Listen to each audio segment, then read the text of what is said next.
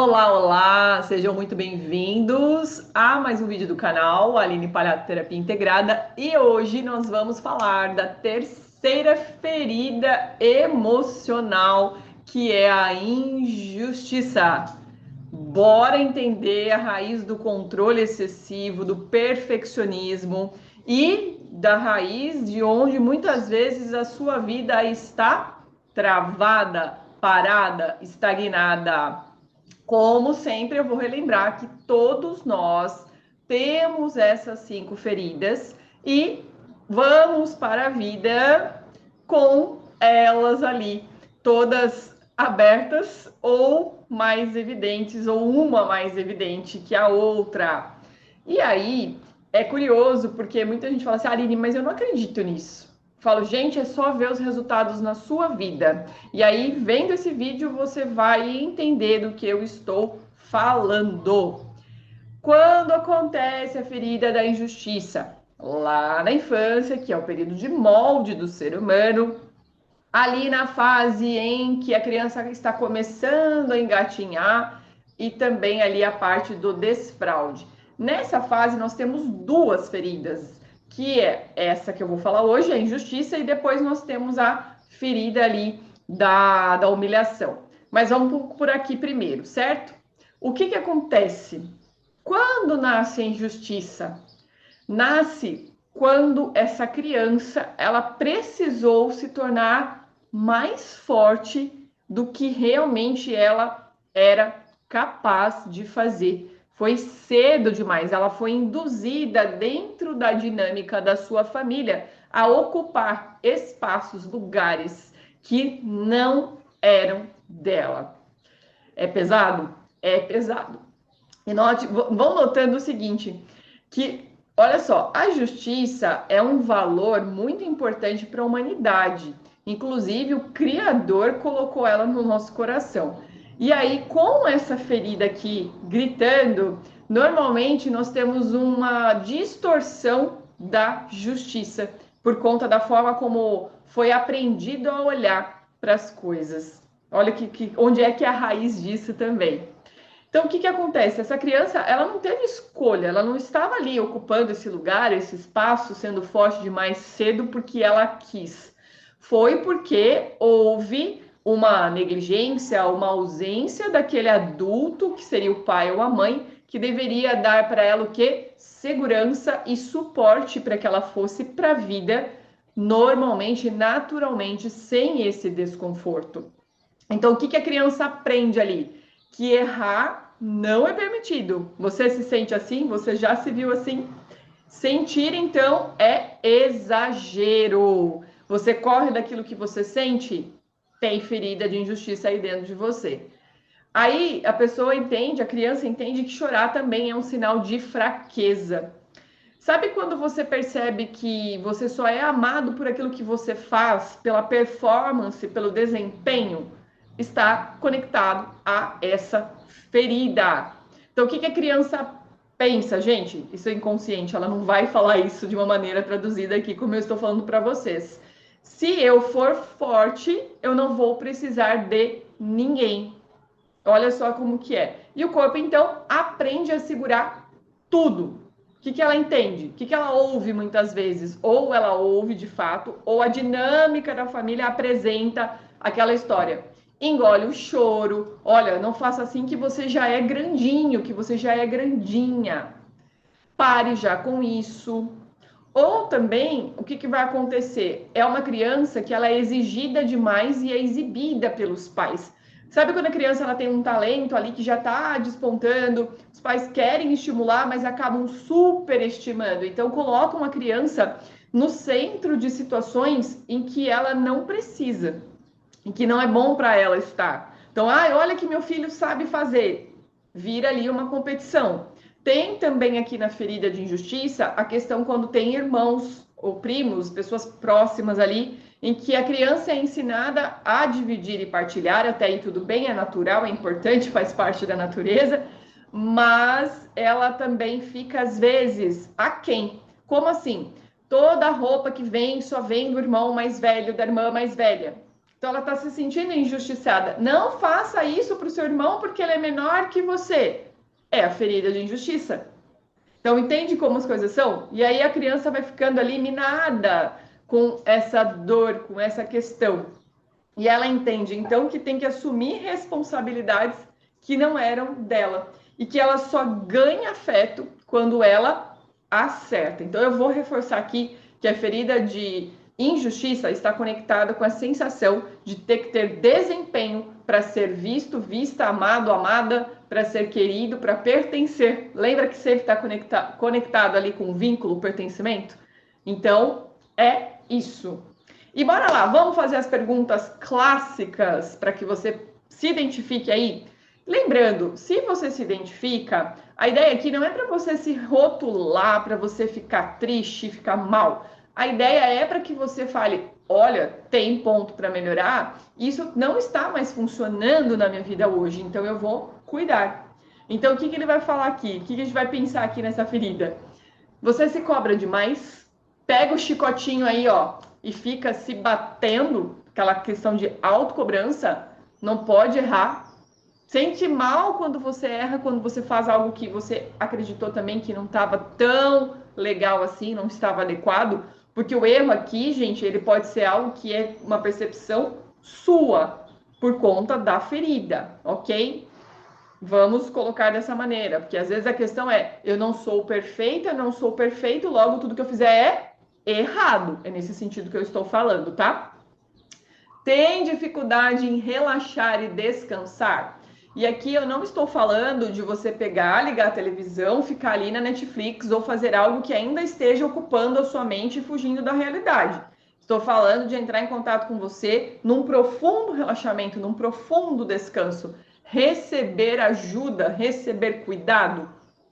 Se sente fraco ou fraca quando também recebe. Então, olha só, essas questões aqui. E tem aquela sensação de que você nunca é suficiente, faça o que fizer. Pois bem, essa é a ferida de injustiça instalada em você. Mas olha que interessante, essa ferida, ela faz, olha só, ela cria com uma estratégia de sobrevivência adultos competentes, mas completamente exaustos, que pagam um preço muito alto, porque acabam ficando na sobrevivência, não conseguem viver. Toda ferida, na verdade, faz esse movimento, porque está moldando o teu sistema nervoso a entender que tudo é uma ameaça. Então, a dor aqui é muito grande.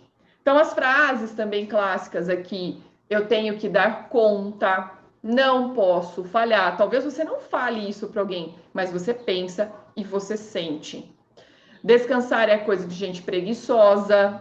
Até porque, às vezes, quando você estava ali na infância ou na adolescência, você ouvia isso dos seus pais. Às vezes, eles podiam ir lá te acordar e falar alguma coisa nesse sentido. Vamos, que é preguiça! Você não está fazendo as coisas direito. Então, tudo isso foi trazendo essa ferida aqui. Sentir demais atrapalha. Então, acaba escondendo o sentir porque não sabe falar, não consegue se expressar, porque foi ali alguém que reprimiu e oprimiu aquilo que sentia, porque tem que ser desempenho. É a máscara da performance, é a máscara do desempenho para ser amado, amada, visto ou vista. Então, o que acontece? A rigidez é muito grande. Por isso, a pessoa vai ter também na fase adulta um corpo em que as pernas normalmente são fracas, mesmo que ela treine, ela não tem tanta potência. E a parte superior, ela vai ter ali o que a gente chama de triângulo invertido, vai ter muita força. Mas por quê? Porque ela precisa dar conta do peso, principalmente aqui na região de cima, do que colocaram nela. E com isso, como é que fica o corpo? Aí vem a questão da psicossomática aqui. Nós temos o quê? Uma tensão constante. Essa tensão vai gerar ali, aqui, sabe quando vocês pegam no músculo, você fala assim, tá cheio de nozinho? Pois é, vão ali, nós chamamos na fisioterapia isso de ponto gatilho. Vai estar cheio, é uma pessoa extremamente tensa. A tensão vai levar para dor articular, vai levar para dor muscular, então vai ter muita fadiga, pode ter muita cãibra, vai ter ali essa sensação de dor mesmo, de desconforto, joelho, ombro, não importa aqui qual é a junta, qual é a articulação. Essa região aqui do rosto, a gente chama aqui de mandíbula, a pessoa ela vai ter ali também muita raiva, porque ela é injustiçada. Então, a emoção que vem é medo e muita raiva. Por quê? Afinal de contas, ela é uma pessoa que ela fica indignada por ela não estar sendo ali vista, olhar, né, sendo vista, amada, querida e não poder ser ela acima de tudo. Então, isso dá muita raiva. Então, a mandíbula, que é o que faz aqui a gente ter força, inclusive, para mastigação, além dos músculos, ela é uma região que normalmente pode travar. E a pessoa pode vir a ter aquele desconforto na ATM, que é a articulação temporomandibular, dor, estralo, muita tensão nessa região. E aquela questão da exaustão, sem motivo nenhum. Claro que o perfeccionismo vai fazer com que a pessoa também tenha um mau funcionamento dos órgãos. Mas vamos falar principalmente dessas, tá? E o que acontece? Praticamente o corpo dessa pessoa vira uma armadura. E aí? Até quando você vai conseguir sustentar isso? Tem gente que pode sustentar a vida inteira, mas lembra, o preço que você está pagando aqui é com a sua vida. Agora, o que fazer então para melhorar? Quais os primeiros passos para você começar a tirar essa armadura com segurança e respeito por você e pelos seus? Eu diria que o primeiro passo é você começar a se autorizar a não ser tão perfeita ou perfeita. É dizer, olha, errar não é fraqueza. Errar é uma outra forma que eu aprendo para poder fazer as coisas de uma maneira diferente. Então, olha só, é começar a cultivar isso. E eu sei que é difícil, gente, porque eu também tenho essa ferida aí e é ali um momento de treinar esse movimento constantemente. Eu li um livro tem um tempo, já li, na verdade, ele 3 vezes.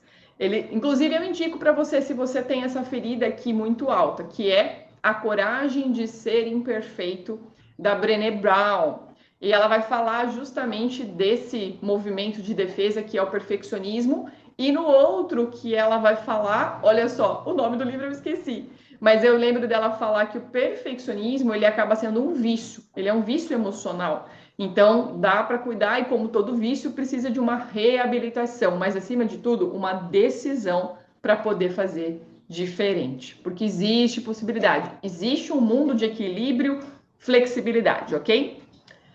Começa pequeno, não precisa ser um negócio, uau, então eu vou rasgar aqui o verbo, vou falar tudo que eu penso, tudo que eu sinto. Não, não é assim. Isso vai ser uma desregulação, um desequilíbrio que vai te levar para um outro caminho que você não vai gostar. Então, o que acontece? Você não precisa se explicar o tempo todo para as pessoas, mesmo para aquelas que você ama, caso não seja algo pertinente, óbvio.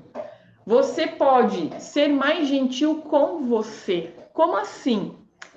Parar um pouco mais, sabe? Tira 2, 3 minutos por dia só para você se perceber. Deita ou senta, respira lentamente. Coloca o teu corpo para começar a sentir prazer e alegria em habitar a ele mesmo, ou você habitar a si mesmo, a si mesma.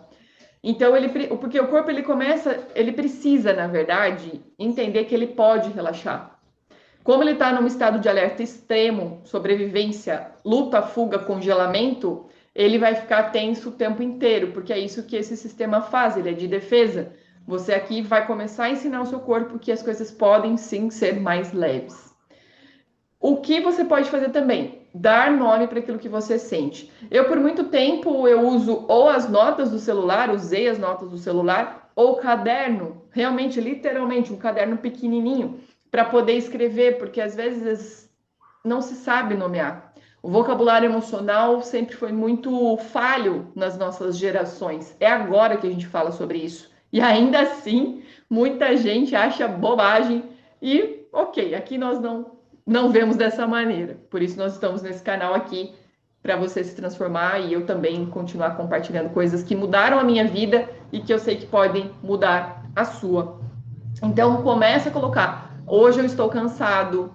Isso eu realmente não dou conta. Isso aqui foi demais para mim. Isso deu no meu limite.